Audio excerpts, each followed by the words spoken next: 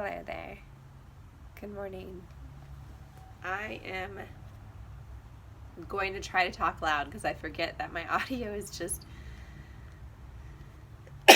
and I have a cough and I don't feel very well because I've had crying spells. All of those things. I am Tanya with Take Back Your Sex. Oh, look at this. I'm wearing my merch, my own merch. Megs and I created this together as a team, and she was, okay, I'm already gonna cry. This is bad. Here's the thing. Tinder always, when I'm filming, Tinder comes in, and so I see Tinder's messages, and I'm always like, oh. Here's the thing, friends. I am going to try to keep this to 5 minutes, and if I do so, Megan would be proud. So I do it in her honor. I am going to begin to try to tell the story of how this sex blog came to be and why I am in the situation that I'm in. And then I'm going to do some strange online social experiments because that's what I've been doing for the last 6 years until my life has become this. Okay? I know that's a lot, and I know that I am very dramatic in front of the world, or whoever follows my Instagram primarily, back to my roots. But also I am on Patreon, I have a mini-vids, OnlyFans, ProudSlut.com. There's nobody there right now, it's an empty room, but I have a lot of fun in it.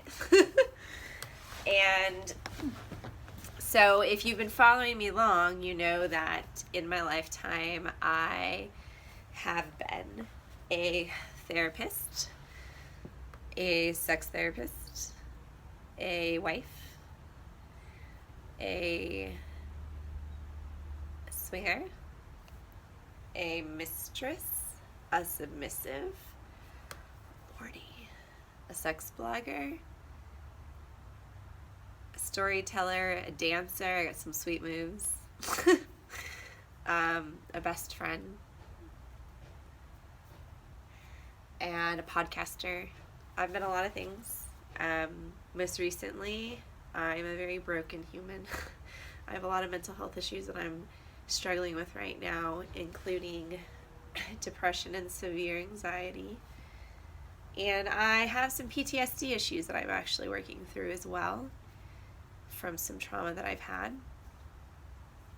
I'm in this weird phase where I'm trying to figure out what trauma means, and I'm acting out.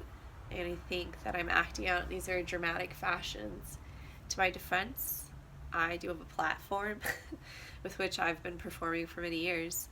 And so I think that's kind of what is transposing here and what's being brought forth to the camera vis-a-vis my social media platforms and whatnot. But I don't even know if that word meant what I just tried to make it mean. I don't know what I'm saying right now, so let me pause. I guess I'm acting out in ways. What it feels like is I'm trying to scratch chalkboards, or I'm trying to jump up and down with pots and pans, partly because I'm freaked out about my situation, and then the other part because I feel that there are injustices. And as somebody who regularly advocates for other people, I mean, it would be kind of stupid if I didn't try to advocate for myself. I am definitely a loud white woman, and I'm not afraid to speak my mind, and I'm very opinionated, and I'm actually really articulate and intelligent. I am highly censored. I've been for many years of my life. I'm kind of an outlaw that way. And I have this strange, quirky life and sex blog, and everyone's a little like, what the fuck? So I'm going to try to explain things. And I'm also a witch. I practice witchcraft and a spiritualist. And all of those things do play into the sex blog, by the way. Okay, I'm coming up on 5 minutes. I have so much anxiety over it. So I'm going to go to 6 minutes, maybe 7. And then that's it. Okay. I I miss doing this with Megan. I'm going to tell those parts. Probably not till later, though, because those parts will make me cry. I'm going to tell the parts about my husband. But I'm primarily doing this to tell the story of one of the biggest and longest affairs I ever had in my life. The one that basically completely destroyed my life and also makes me a Me Too victim, if you will. I don't even like that word. That feels like a disempowering word, especially for how I present on camera, being a mistress and in the BDSM lifestyle and whatnot.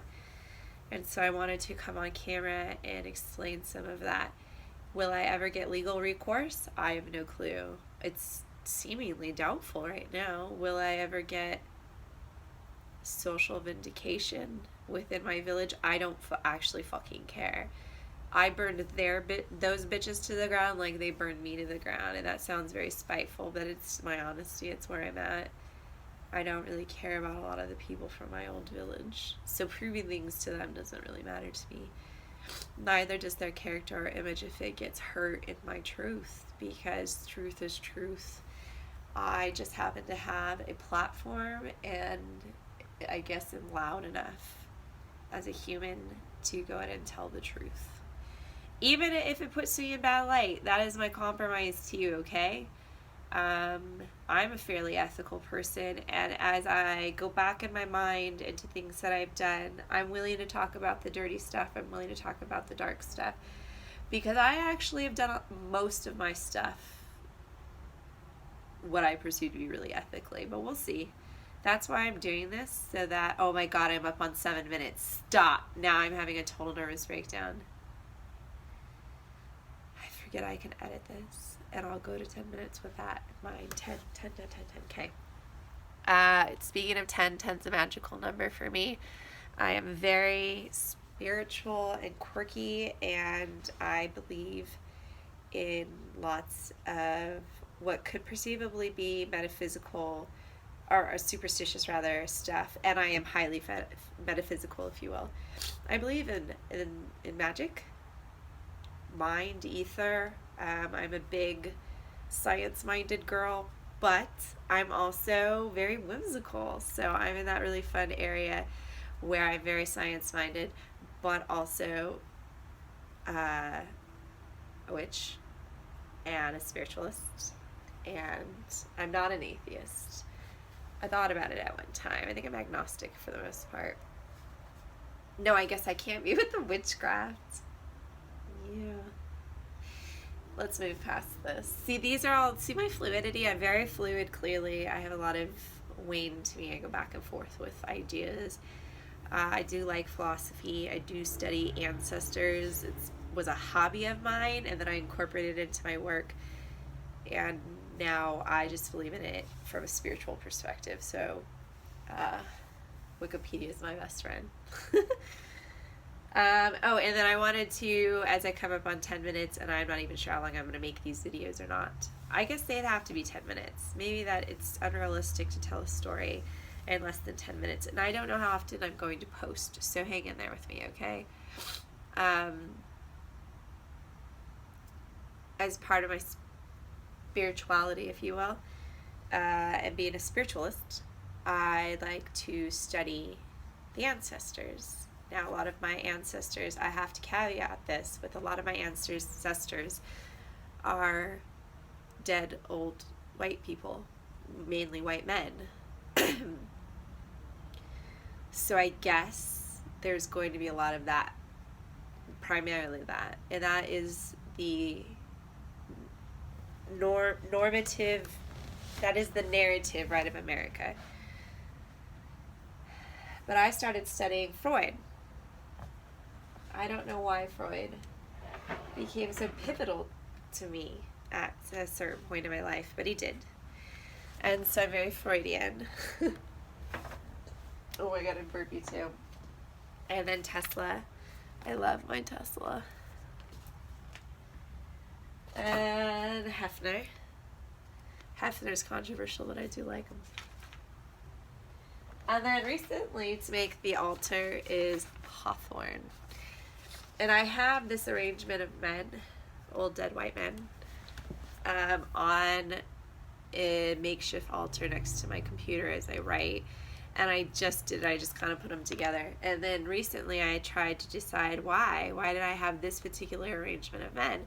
And I think I figured it out. So I'm really excited. You are all the first that I'm going to share this with. Usually I share these really quirky stories with people who come and see me in person, but I'm going to start sharing them on my weekly sex vlog. So what is that? Is the vlog? On my weekly vlog? Can I patent that word? Svlog. Anyhow, I digress. Okay, so I am writing the story of how I became a sex worker, from originally starting as the daughter of a sex worker, how I came out of domestic abuse and violence, and how I used my imagination to heal and find catharsis in this like psychodramatic way. I probably have an ability to have legal recourse with some of the stuff that has happened to me, especially most recently. But I'm not trying to focus all my energy on that. Right now, I'm trying to just tell my story and wherever that takes me, because I have this really interesting life that I made for myself where I have the ability to have a mic. So that's what I'm doing. While I do that, while I write my book called right now it's tentatively called An American Horror Story, I concocted a altar next to my computer for guidance, for help, for magic, for, there's another word that I'm missing here, empowerment, if you will. Anyhow, I wanted to know who these people were and why I might even put them there. So I just finally discovered. So very Freudian, and everybody knows that. Hashtag Freud's girl. So I'm very steeped in the past, and I do like a lot of psychoanalysis. I like it so much, actually, I have to learn to tone it down because I go too deep sometimes and too far. Anyhow, Freud's my boy, has been for a really long time. So of course he usually makes my altars because I'm usually really highly psychological in design. So Freud's at the altar for my, oh wait, I wrote notes. God damn it, I wrote notes, hold on.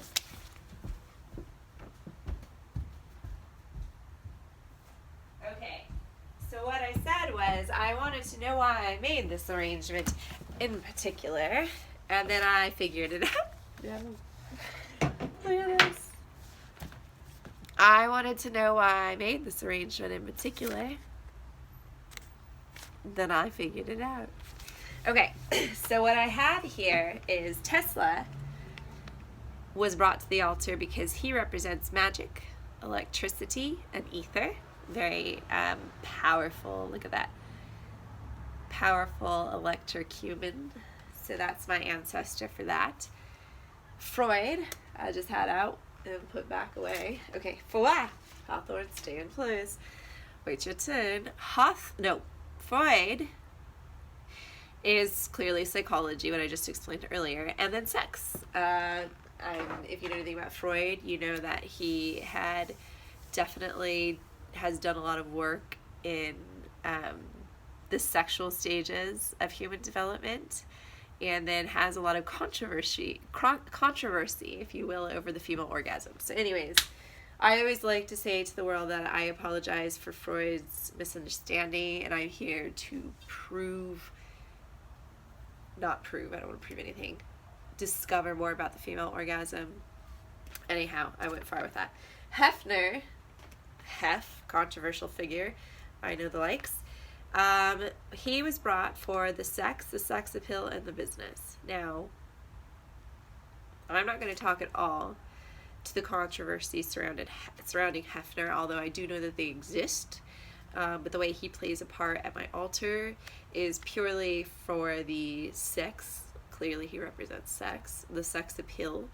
Clearly there's a lot of sex appeal to the Playboy dynasty. I mean, it was a dynasty built on sex appeal.